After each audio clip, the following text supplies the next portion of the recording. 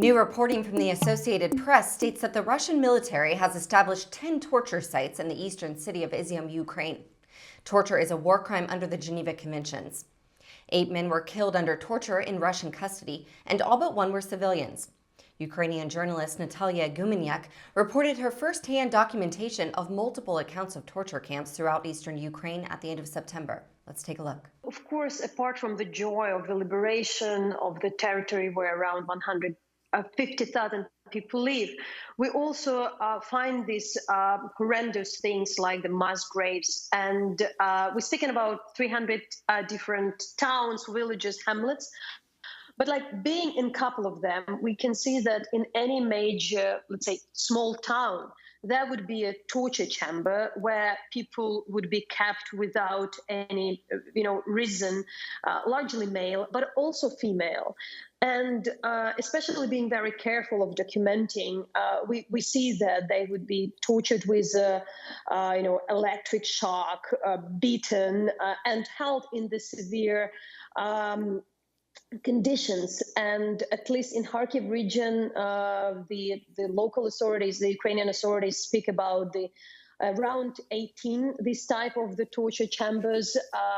We may verify that as a journalist, coming from town to town and seeing with our own eyes and talking to the people who were liberated. And this is unfortunately not very much the news for us.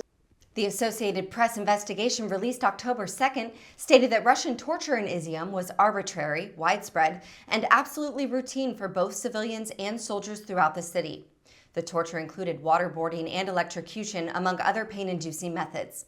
Dr. Yuri Kuznetsov, an emergency room physician in Izium, said that Ukrainians are showing up to his hospital with torture-related injuries, including gunshots to the hands and feet, broken bones, and severe bruising and burns. The victims never say how they got their injuries, worried about retaliation if they do.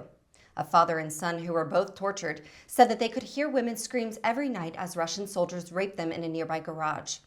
At least 30 bodies taken from a mass grave in the city showed visible marks of torture, including bound hands, close gunshot wounds, knife wounds, and broken limbs.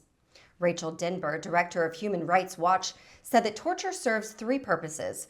It comes with questions to coerce information, but it is also to punish and to sow fear. It is to send a chilling message to everyone else. The humanitarian crisis occurring in Ukraine is far from over.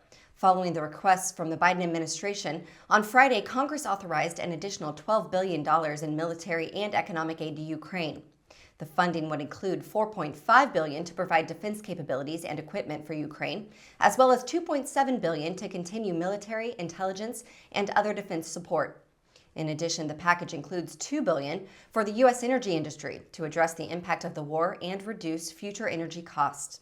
Thank you for watching Raw Story TV. Please be sure to visit us at rawstory.com. Stay informed and tap below to take action by liking, subscribing, and joining all those who like their news raw.